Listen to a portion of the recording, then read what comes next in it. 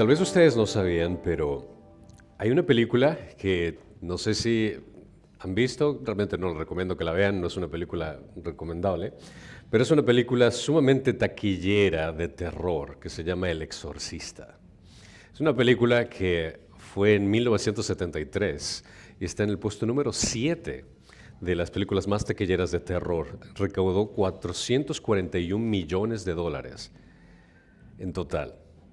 Y la sociedad, a partir de este punto de entretenimiento, está obsesionada con lo oculto y con lo demoníaco. Hay muchísimas películas de terror, muchísimas películas de suspenso, pero siniestro en esta área.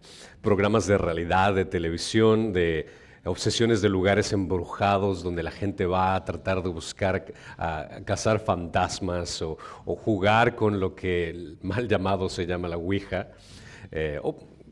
Claramente podremos decir, la celebración que existe cada año de Halloween, donde exaltamos la oscuridad en medio de todo esto.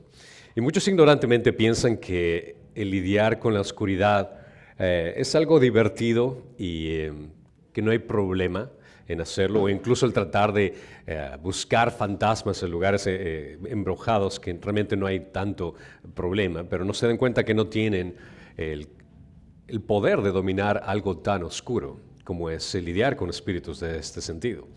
El tener dominio sobre la autoridad del mal es algo que no podemos tener nosotros como seres humanos. Solo una persona tiene control y dominio sobre la oscuridad, y es lo que vamos a aprender el día de hoy en Mateo. Vamos a continuar con la vida y el ministerio de Jesús y iniciamos este segundo ciclo de milagros que agrupa alrededor del mar de Galilea en esta ocasión. El primer ciclo vemos que fue acerca de la tormenta, que estudiamos el capítulo 8, versículo 18, y ahora vemos acerca de un exorcismo que se otorgó en el versículo 23 al 28. Los ciclos de 3 milagros, que usualmente estamos viendo que Mateo presenta de esta forma, lo ha seleccionado y ordenado bajo temas particulares para ayudar a memorizar a los judíos jóvenes en ese entonces la comprensión de la palabra. Es decir, que la forma en cómo escribió lo hizo con una forma estratégica para que la gente que leyera acerca de este evangelio pueda recordar por secciones lo que estaba ocurriendo. Así que vamos a leer en Mateo capítulo 8 del versículo 28 al 34. Cuando llegó al otro lado, a la tierra de los Gadarenos, le salieron al encuentro 2 endemoniados que salían del sepulcro, violentos en extremo, de manera que nadie podía pasar por aquel camino. Y gritaron diciendo: ¿qué tenemos que ver contigo, Hijo de Dios? ¿Has venido aquí para atormentarnos antes del tiempo? A cierta distancia de ellos había una piara de muchos cerdos paciendo, y los demonios le rogaban diciendo: si vas a echarnos fuera, mándanos a la piara de cerdos. Entonces él les dijo: id. Y ellos salieron y entraron en los cerdos, y he aquí la piara entera se precipitó por un despeñadero al mar, y perecieron en las aguas. Los que cuidaban la piara huyeron y fueron a la ciudad y lo contaron todo, incluso lo de los endemoniados. Y toda la ciudad salió al encuentro de Jesús, y cuando le vieron, le rogaron que se fuera de la comarca. Los 3 evangelios sinópticos, recuerden, evangelios sinópticos son los que se semejan el uno con el otro. Los 4 evangelios, el único que no es sinóptico es el evangelio de Juan. Entonces, los 3 evangelios sinópticos incluyen este evento. En Marcos 5:1-20 y en Lucas 8:26 podemos encontrar este mismo evento que está aquí. Pero Mateo difiere de los 2 en varios aspectos, siendo más notable la mención aquí de 2 endemoniados en lugar de 1. Otras diferencias que se va a encontrar entre estos 3 evangelios con respecto a este evento son el hecho de que no se menciona el nombre dado al endemoniado. No se hace alusión a la apariencia transformada del hombre sanado, en otra diferencia entre estos evangelios sinópticos en este evento específico. Y se omite el deseo del hombre de seguir a Jesús, como leemos en Marcos 5:18 y en Lucas 8:38. También cuando analizamos que hubo 2, pero Mateo da a entender que el más notable con quien tuvo la interacción, como Lucas y Marcos emplean muchas palabras al describir la extraordinaria ira del demonio, para hacer evidente de quien se dirigió a Jesús fue el que estaba más gravemente atormentado. Ahora, además que hay una diferencia bastante significativa con respecto al nombre del lugar, pero analizar el mapa de donde se encontraba, las ciudades estaban casi aledañas. Los detalles que Mateo omitió, debemos entender por qué las diferencias entre cada uno de estos evangelios. Es el hecho de que cada evangelista escribió el evangelio con un propósito específico, para una audiencia específica.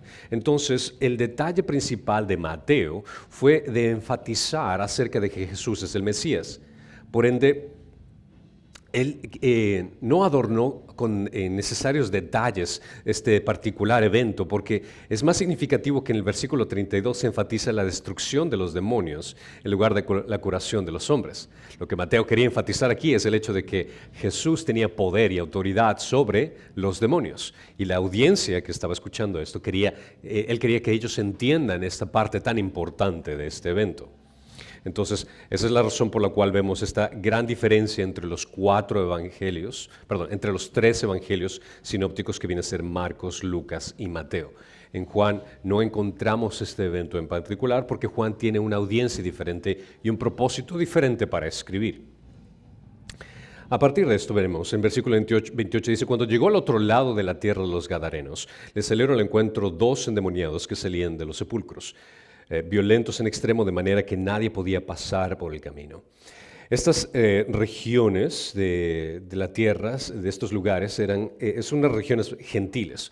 Cuando vemos que Jesús, una vez que terminó el viaje del bote, llegó justamente a este lugar, a esta sección, y podemos darnos a entender que este es un lugar gentil, ya que habían un grupo de personas que cuidaban una piara de cerdos. Al mencionar un piara de cerdos, me mencionan muchísimos cerdos. Y entendemos que culturalmente hablando, los judíos no trataban con cerdos. Y aquí estamos hablando como cerca de 2,000 cerdos basado en los otros evangelios que mencionan. Eran muchísimos. Entonces la influencia que podemos ver de gentil en esta área era predominante. O sea, sería absurdo que una ciudad o un pueblo judío tenga tantos animales de ese sentido.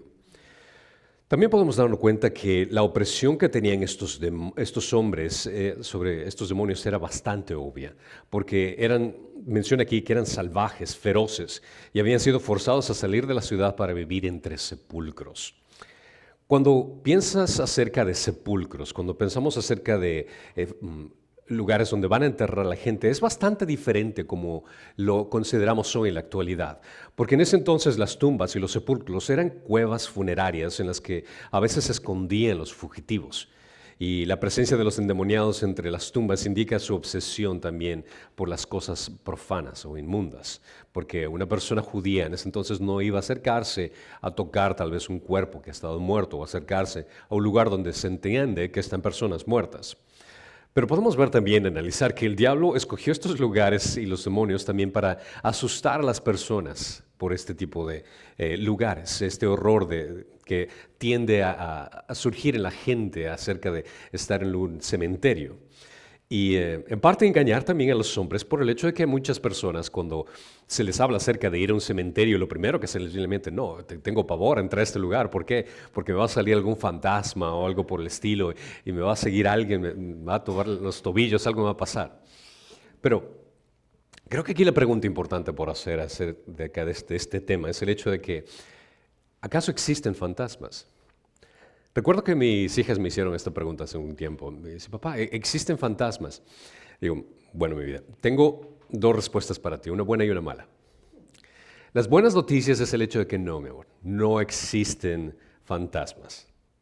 Cuando utilizamos el término fantasmas para referirse a aquello acerca de una persona, un ser humano que ha muerto y que queda rondando en algún lugar, no existen. No existen fantasmas basados en ese tema. Así que quédate tranquila. Ok, perfecto, no existen fantasmas. Pero espérate. Cuando escuchas acerca de eventos sobrenaturales donde se les denomina que son fantasmas, realmente no son fantasmas. Pero esos seres espirituales son considerados demonios. Y las malas noticias es que estos seres son mucho más aterradores que cualquier fantasma que podías entender. Porque la Biblia deja muy claro que hay seres espirituales, tanto buenos como malos. Pero la Biblia niega la idea de que los espíritus de aquellas personas que fallecen puedan permanecer en la tierra y perseguir a la gente como tratando de recoger los pasos que escuchamos a veces que las personas dicen, o que, oh, mira, yo escuché a mi abuelo, a mi tía que falleció y la pude ver y cosas por el estilo, que se presentan a gente y dicen, mira, yo escuché y me dijo tales cosas, pero debemos entender que la Biblia deja muy claro que cuando una persona fallece, no se convierte en un fantasma. Hebreos 9:27 lo menciona, y así como está decretado que los hombres mueran una sola vez y después de esto el juicio.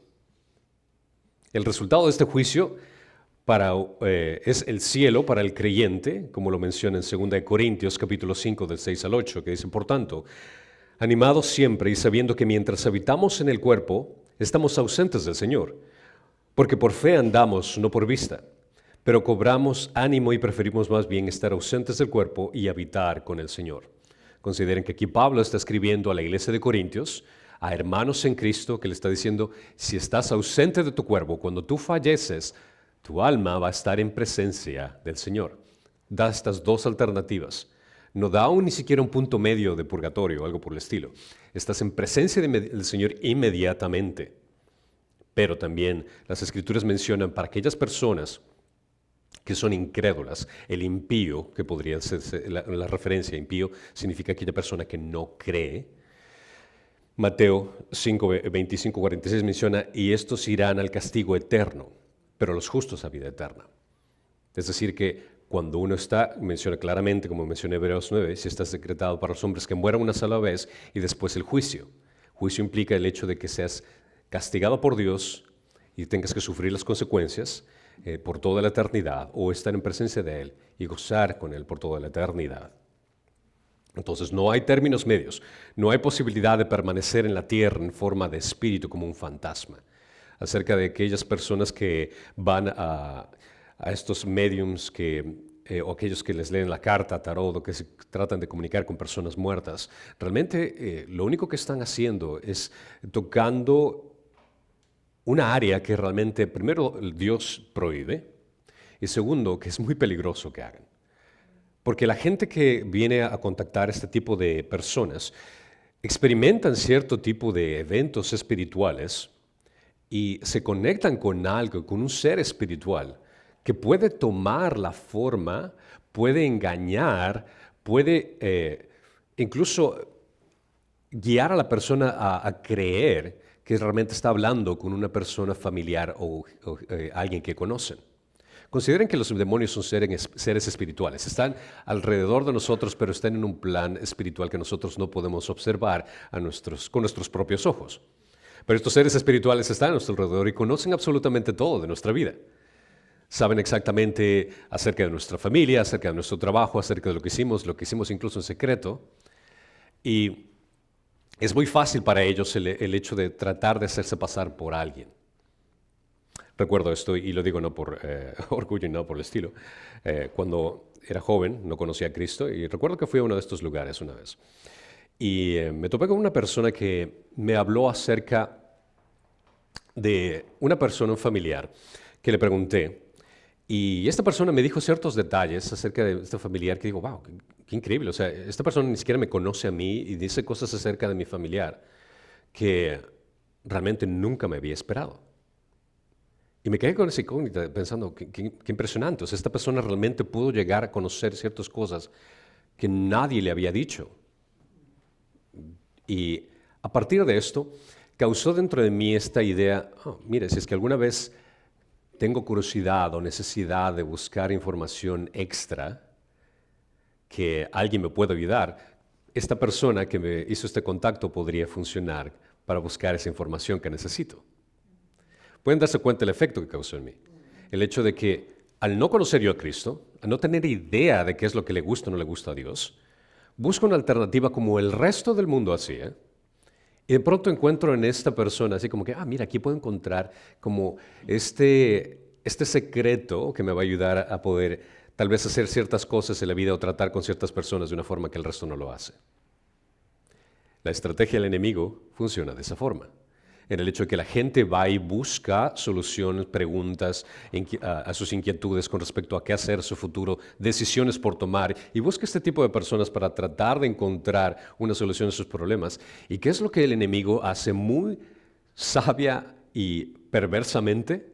Es el hecho de que engaña a la gente al punto de hacerlos creer con ciertas verdades en sí, o con cierta información que es real, para que la gente pueda quedarse cautivada a este tipo de información y la gente únicamente recurra a este tipo de personas. Cuando al final de cuentas desconfía completamente de Dios, desconfía completamente del plan soberano de Dios. En lugar de buscar a Dios, se busca un ser espiritual. Y tristemente este ser espiritual no es un fantasma de una persona familiar que falleció, sino es un ser demoníaco que causa una separación de Dios.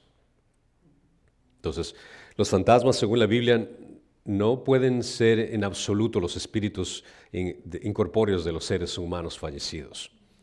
Es absurdo pensar la idea de que, y sé que se lo dice esto de buena forma y en funerales, lo he escuchado varias veces, que dice, bueno, nuestro ser querido está en este momento viéndonos desde el cielo, cuidándonos. Y es una forma muy amable de decir a la gente, mira, entiendo tu dolor, pero para que tengas esta calidez en tu corazón, que realmente no existe nada en la Biblia que diga que eso es verdad.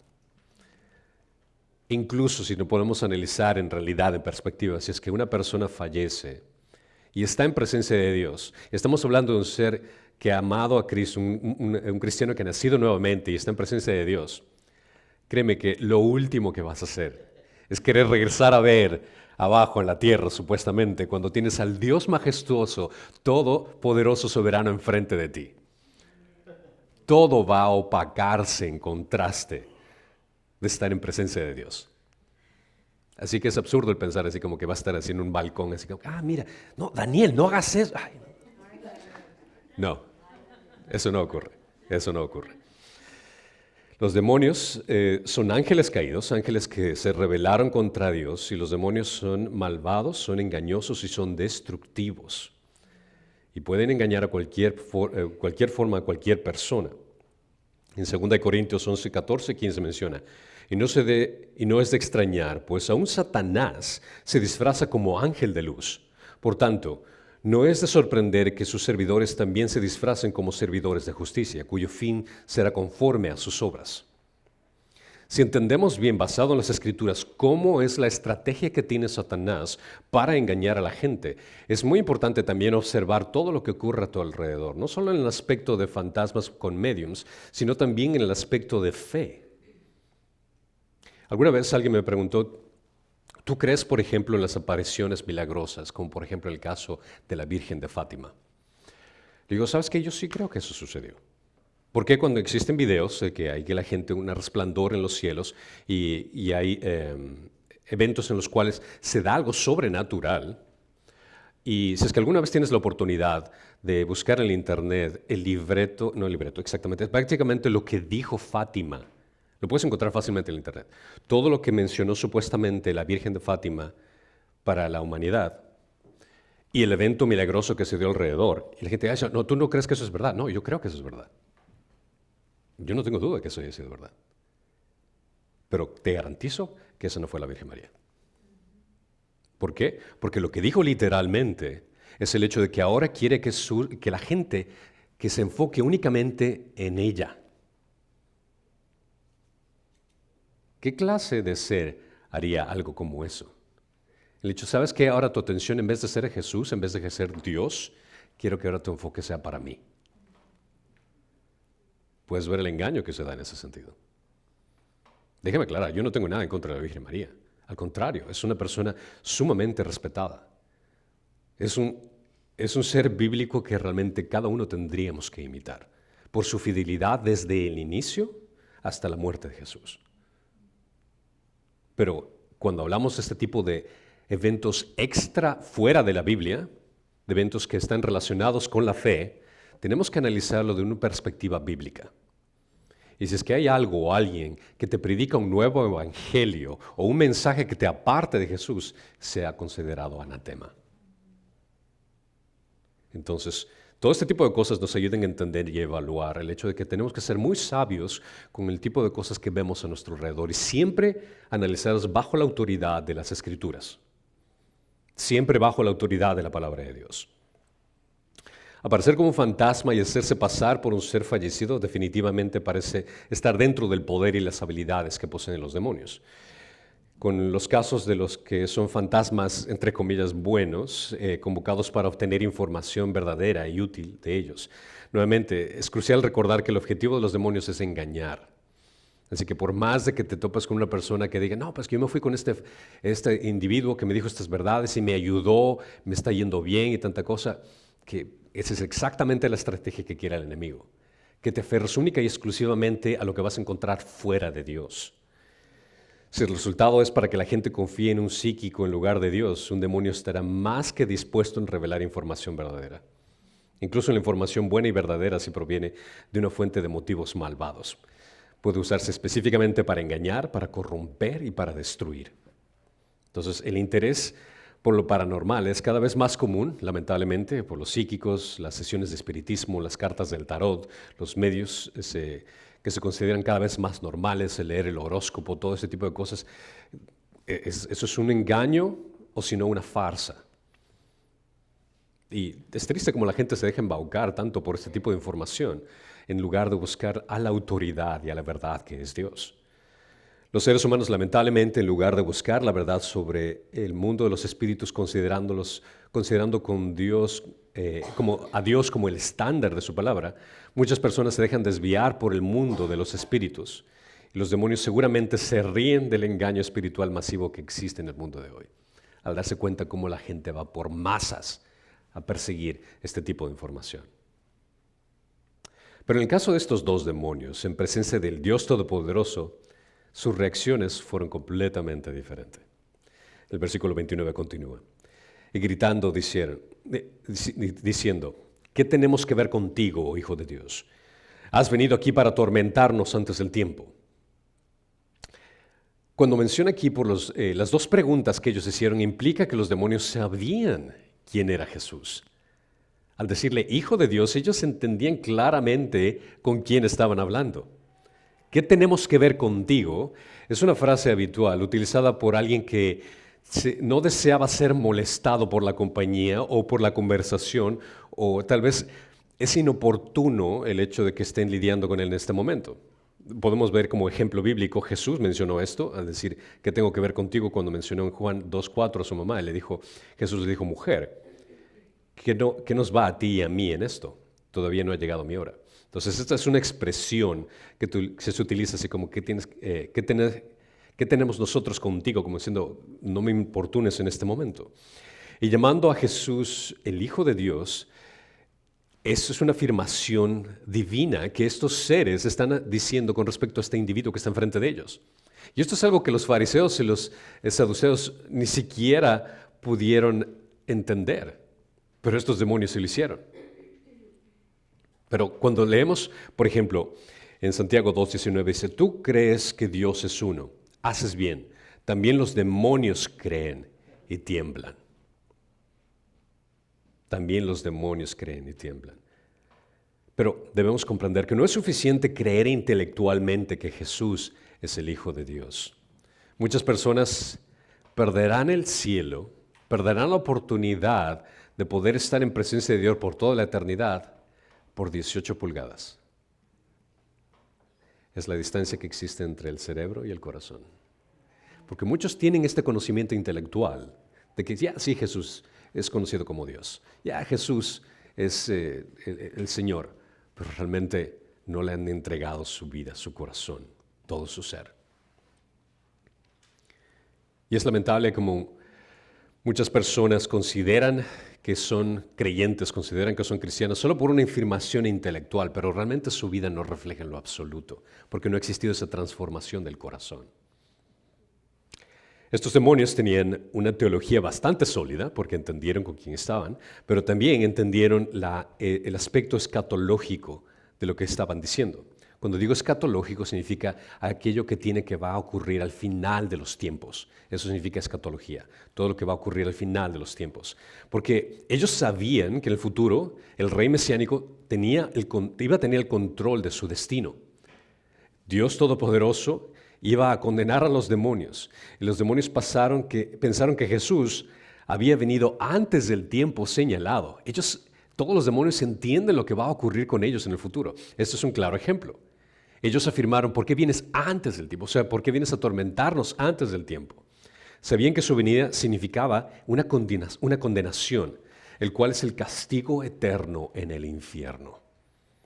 Pero vale la pena aclarar aquí, porque ¿para quién es diseñado el infierno?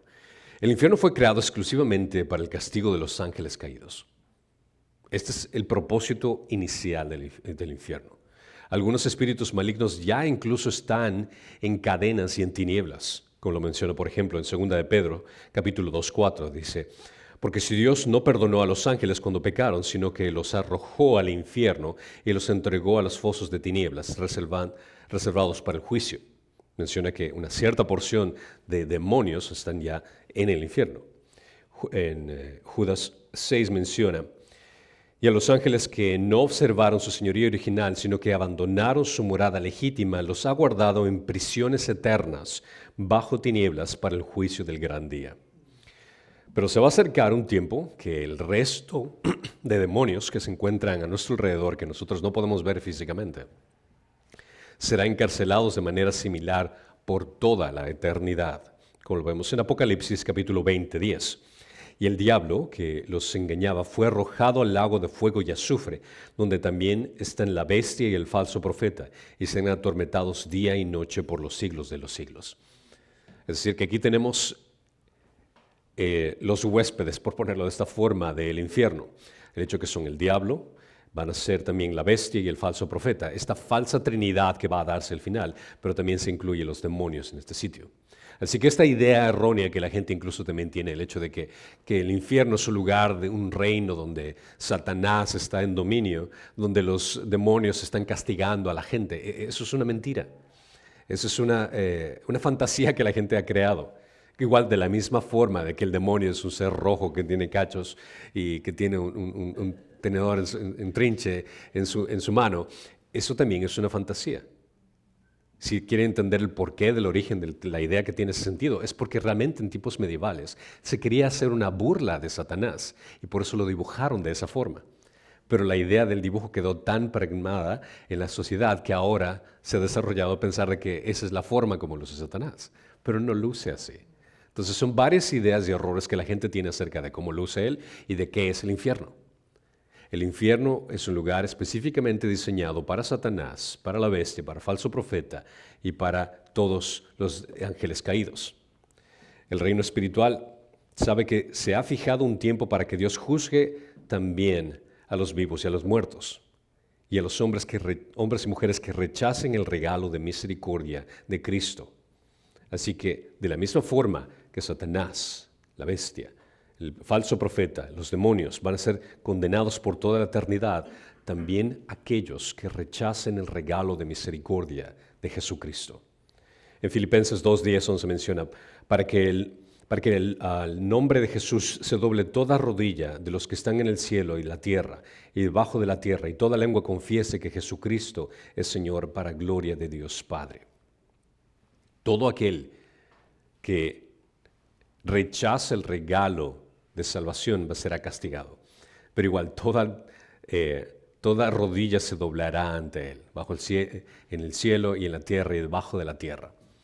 Es una implicación de que no importa si lo rechazaste hoy, tarde o temprano vas a doblar tus rodillas en presencia del Rey Todopoderoso. Tarde o temprano, los demonios y los impíos se enfrentarán a la autoridad de Cristo. Tanto como ocurrió en esta circunstancia con estos dos endemoniados que vieron a Dios enfrente de ellos y reconocieron al Mesías y se sometieron a la autoridad de Él. Tarde o temprano, Satanás, los demonios y todos los impíos tendrán que someterse a esa misma autoridad que es de Dios. Los demonios, como en este caso, se someten a la autoridad de Jesús en esta circunstancia. Y menciona aquí en versículo 30 al 31. A cierta distancia de ellos había una piara de muchos cerdos paciendo. Y los demonios le rogaban diciendo, si vas a echarnos fuera, mándanos a la piara de cerdos. Desde la era bíblica hasta hoy, la abstinencia de la carne de cerdo se ha visto por los forasteros como un aspecto más peculiar es el código dietético judío. Entendemos prácticamente que a los judíos realmente no les interesa la carne de cerdo, siendo uno de los marcadores religiosos más definidos del judaísmo. La popularidad mundial del cerdo se debe en gran parte al hecho de que el cerdo, como lo entendemos hoy en la actualidad, es un animal domésticamente fácil de tener, es económico y su carne viene a ser sabrosa. No hay que negarlo, nos gusta la carne. En Ecuador tenemos lo que se llama fritada, en México que son carnitas y sabe delicioso, realmente sabe delicioso. Pero debemos de considerar que los cerdos son quizás más conocidos por su apetito voraz y de casi todo tipo de alimentos que le puedas presentar a un cerdo. Históricamente, la realidad de lo que conocemos a un cerdo en la actualidad, como la de cerdos en ese entonces, es totalmente diferente. Esta realidad se ha llevado a menudo de que los cerdos se utilicen en ese entonces como limpiadores de basura y que las calles prácticamente había cerdos comiéndose cualquier cosa que se encontraban, como en una pocilga incluso. Y lo que ellos desempeñaban en un papel, los judíos rechazaban por completo el consumo de cerdo, por obvias razones, pero primordialmente fue porque Dios mencionó que era prohibido para ellos. En Levíticos 11:7 menciona, y el cerdo, porque aunque tiene pezuña dividida, formado así un casco hendido, no rumía, será inmundo para vosotros. No comeréis de su carne, ni tocaréis sus cadáveres, serán inmundos para vosotros. Entonces el cerdo no solo era considerado como algo prohibido, pero también los judíos comenzaron a entender que el cerdo se utilizaba con una connotación negativa. Por ejemplo, en Proverbios 11:22 menciona como anillo de oro en el hocico de un cerdo es mujer hermosa que carece de discreción. Entonces puedes darte cuenta que no solo en comer, sino utilizaban como una expresión como era algo despectivo. Dios prohibió su consumo por obvias razones de salud. Y una de las enfermedades, por ejemplo, muchas veces pensamos que Dios nos prohíbe ciertas cosas pensando que nos quiere quitar la diversión, nos quiere quitar tal vez el hecho de probar una carne de cerdo que sabe tan sabrosa por evitarnos disfrutar las cosas de la vida, pero no. Dios sabe por sabiduría el por qué prohíbe ciertas cosas en ciertos detalles. Una de las enfermedades, por ejemplo, más famosas que se puede transmitir el cerdo al humano se llama cisticercosis. La cisticercosis es una infección causada por las larvas de parásito que se llama Taenia solium. Esta infección ocurre después de que una persona traga huevos de tenia. Las larvas penetran en los tejidos como los músculos y el cerebro y allí forman quistes. Estos se denominan cisticercos. Cuando se encuentran quistes en el cerebro, la condición se llama neurocisticercosis. Recuerdo, y puedo testificar esto, cuando tenía alrededor de 13 años, mi tío estaba estudiando para medicina y cuando te gradúas de la universidad tienes que hacer un año por decir, de pasantía en un pueblo aledaño para poder practicar. Recuerdo el caso de esta persona que había fallecido y lo habían llevado al lugar, tenía un cuarto cerca del cementerio para hacer una autopsia y mi tío iba a hacer la autopsia. Esta persona lamentablemente había fallecido porque había tomado licor, se emborrachó, cayó boca arriba, vomitó y respiró ese vómito y se ahogó él mismo. Pero en la autopsia comenzó a abrir prácticamente todo su cuerpo. Yo, imagínate, un niño de 13 años fascinado por ver qué es lo que está ocurriendo ahí. Estaba sumamente interesado para ver qué es lo que estaba ocurriendo al cuerpo humano. Y cuando abría su cuerpo, un olor horrible salió del cuerpo. Me acuerdo que todo el cuarto se vació, pero mi curiosidad me venció más. Pero la parte que quería llegar es el hecho de que cuando él llegó al cerebro y abrió, encontró 8 huevecillos de cisticercosis en su cerebro. Lo cual decía, este hombre, si no había muerto por lo que murió, a lo mucho tenía tal vez 1 año de vida. Y es específicamente por comer carne de cerdo que está mal cocinada. Entonces, puedes entender de que Dios prohíbe ciertos detalles, no por el hecho de que quiera arruinarnos la diversión, sino porque quiere proteger nuestra vida. Los seres humanos contraen la infección porque obviamente comen carne de cerdo que cuando está cruda o mal cocida o contaminada. Y muchas veces cuando nosotros vamos e incluso la gente en nuestros países va y compras en algún lugar, realmente tú no sabes que también cocinaron esa carne. Es carne de chicharrón o cosas por el estilo. Y entiende que los cerdos comen cualquier cosa, incluso heces fecales. Y eso entra dentro del cerdo y tú puedes consumir eso y eso te puede afectar. Como que todos se van a hacer vegetarianos después de esto. ya se les quitó el hambre. Pero esto es para que entiendan el por qué Dios dice las cosas. Y la razón bíblica, cuando lees algo y tal vez no entiendas, no estés de acuerdo, es porque hay una razón profunda. Obviamente lo principal es porque Dios lo dice, pero tienes razones del por qué en todo esto. Continuando aquí, los demonios tenían un conocimiento sobre el futuro y le rogaron que no sean torturados antes del tiempo. A pesar de que los demonios conocen su destino final, continúan cometiendo inequidades y consideran que los demonios ni siquiera podrían haber hecho lo que ellos querían hacer sin permiso de Jesús. Un demonio no puede hacer nada por su propia cuenta si Dios no lo permite. Porque estos endemoniados le piden, podemos ir a esta piedra de cerdos.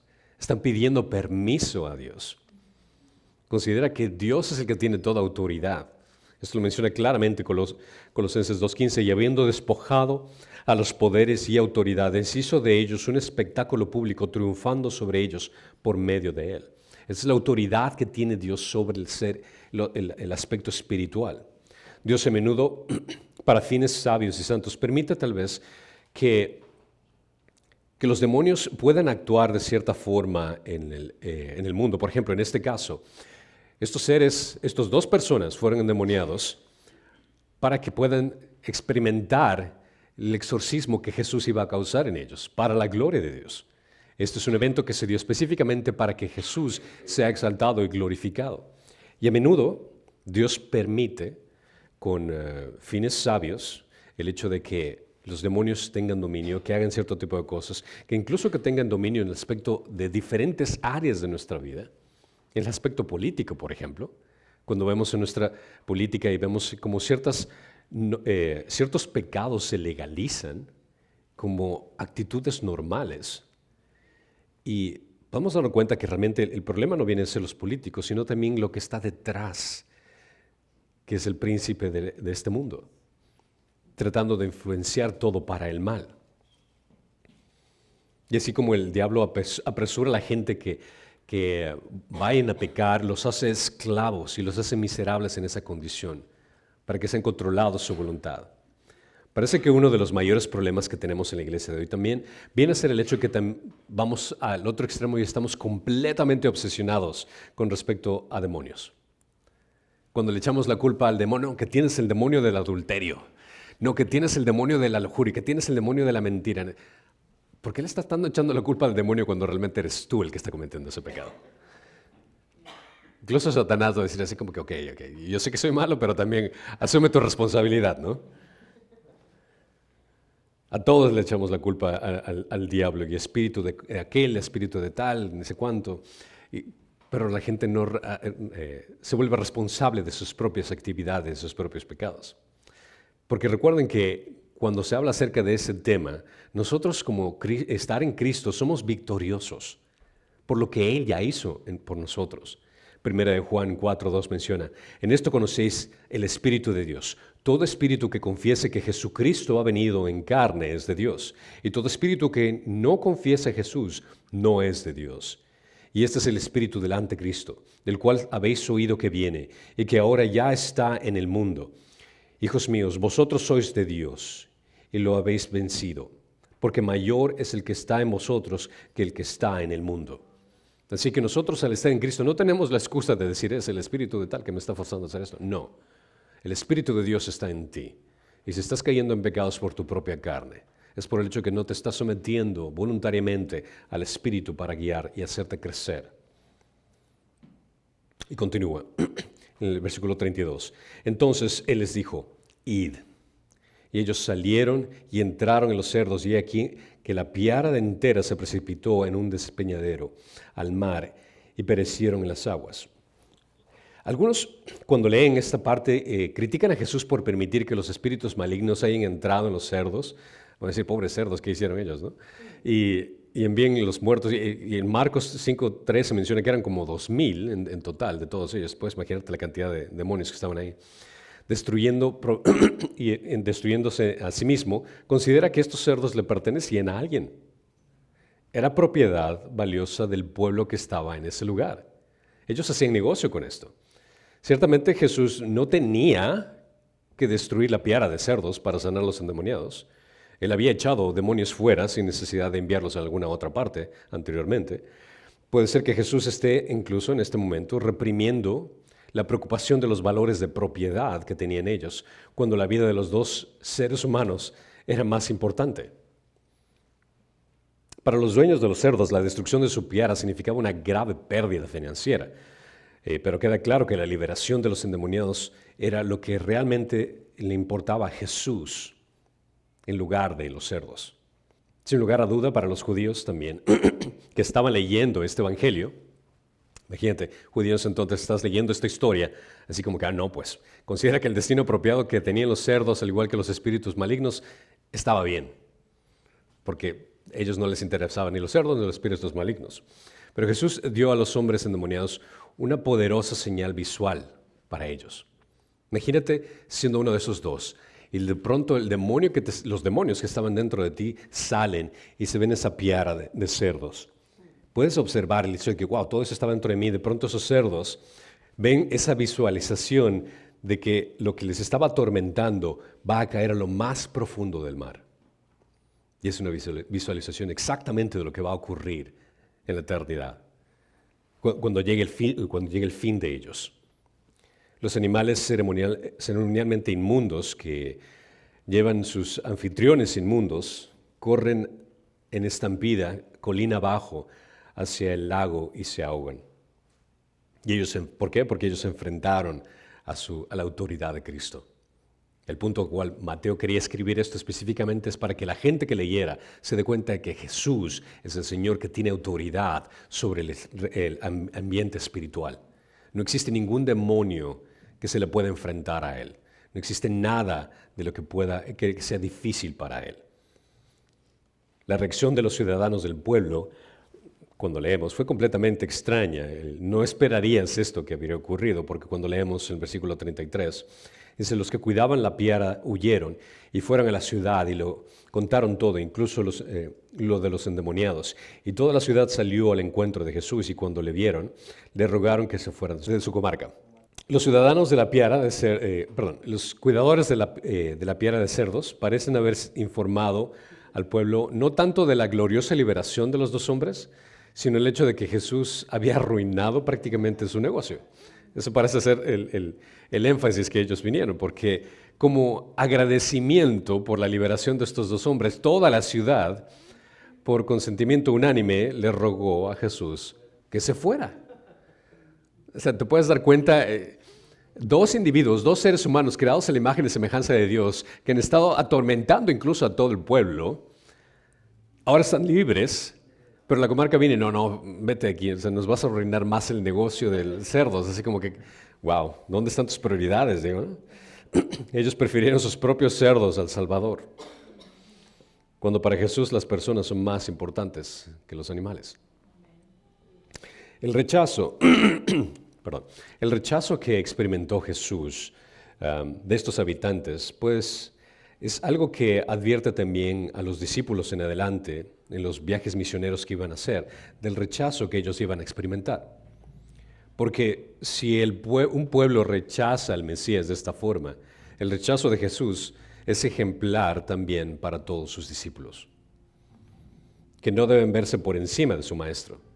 O sea, sería absurdo pensar el hecho de que nadie me va a rechazar a mí. Bueno, tal vez rechazaron a Jesús, pero no me van a rechazar a mí. O sea, ¿qué tienes tú de importante? Si rechazaron a nuestro Señor, a nuestro Maestro, no podemos esperar menos de eso. Más bien, debemos de enfrentar el rechazo y la persecución de manera realista, con fe en lugar de temor, sabiendo que el rechazo que se da, cuando alguien te rechaza por predicar el Evangelio, lo haces por el hecho de que es para la gloria de Dios y no para tu popularidad personal, por ponerlo así. Ahora, debemos ser muy claros. Es que alguien te rechaza porque estás haciendo de ti una persona, o sea, si estás presentando el Evangelio de una forma arrogante, de una forma insultante, obviamente la gente te va a rechazar a ti. Entonces, si de por sí el Evangelio es un mensaje que la gente va a rechazar, no le añadas más salsa a la información. O sea, no lo empeores más. Porque al acercarte a un individuo y decirle a alguien, tú eres un pecador, no eres una buena persona, y por ende vas a terminar en el infierno, a nadie le gusta ese mensaje. A nadie le gusta ese mensaje. Porque si es que le dices a una persona, lo consideras una persona buena para ir al cielo? Casi la mayoría te dice, sí, yo me considero una buena persona. Es por eso que siempre tienes que hacer el contraste. Tú piensas que Dios te considera una buena persona. Ahí tal vez la mayoría va a cambiar de pensamiento, decir, bueno, tal vez no. Y si es que hay alguno que dice, no, yo creo que sí. Ok, perfecto, vamos a analizarte con los 10 mandamientos. ¿Cuántas mentiras has dicho en tu vida? ¿Cuántas cosas has tomado que no te pertenecen, sin importar el valor de lo que hayan sido? ¿Has cometido adulterio? No, nunca he cometido adulterio. Bueno, pero has mirado a una mujer con codicia. Ya.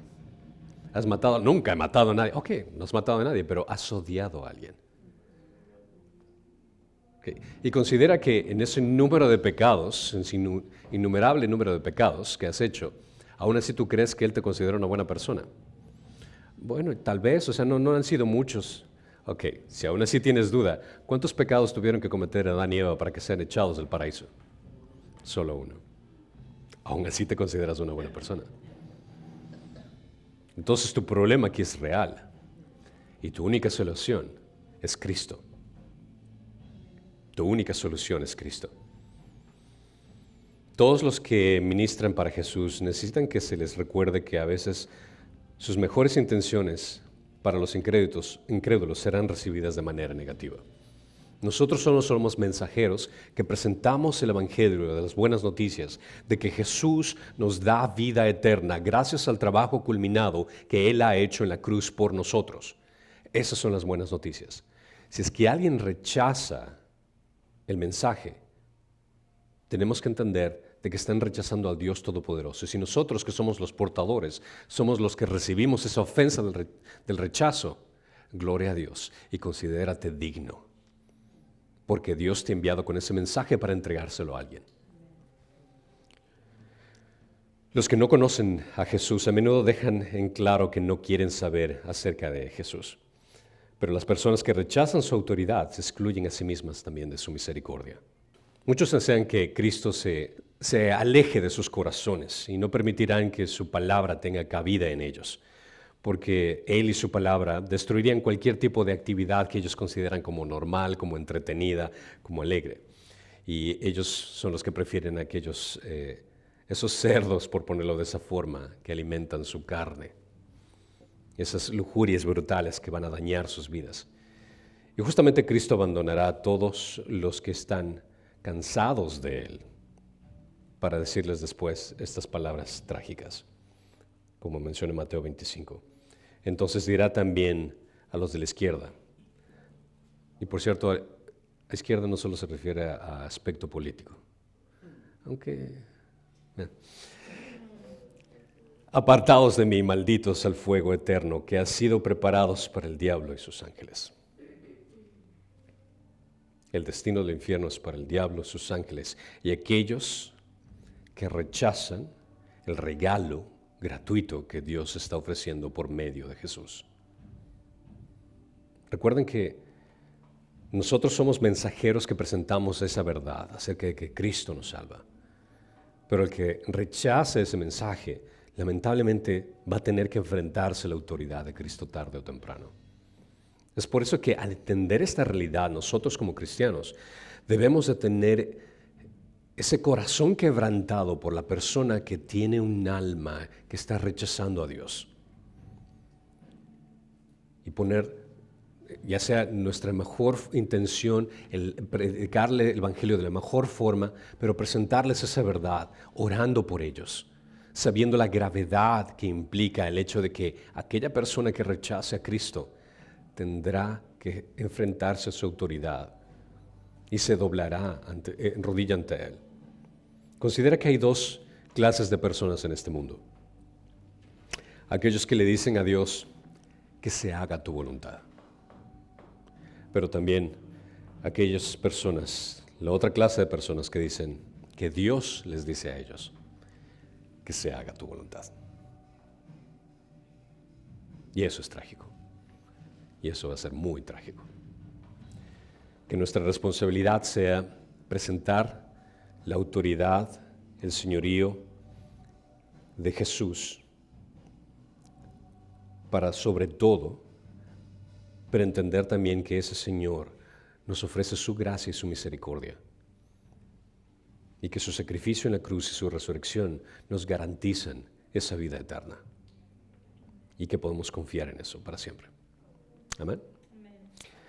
Padre Santo, Señor, gracias te damos por saber que podemos doblar nuestras rodillas ante ti de una forma voluntaria. El saber y reconocer que tú eres el Señor Todopoderoso, nuestro Salvador, que tenemos el privilegio, Señor, de levantar nuestras plegarias, nuestras súplicas, nuestras alabanzas. Padre, te pido que nos ayudes a entender mejor tu palabra para poder estar equipados y presentar tu verdad, Señor, presentar el Evangelio de la mejor forma, de una forma entendible, Señor, para aquellos que necesitan escuchar y aprender de ti, de tu palabra. Permítenos, Señor, que en esta semana podamos encontrarnos con aquella persona que tú tienes específicamente establecida para que podamos predicar el Evangelio para ellos. Y que tú nos guíes con tu Espíritu, Padre Santo, para que tu nombre sea exaltado y glorificado por sobre todo. En Cristo Jesús te lo pedimos. Y todos dicen, amén, amén.